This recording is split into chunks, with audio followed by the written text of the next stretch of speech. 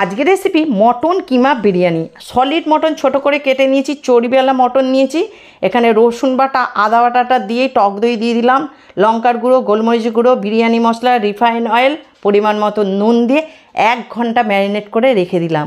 আমি refine oil কড়াইতে বসিয়ে দিয়েছি আর ঘি দিয়েই গরম মশলা, তেজপাতাটা দিয়ে পেঁয়াজ কুচি, পরিমাণ মতো নুন দিয়ে ভালো করে ভেজে নিলাম।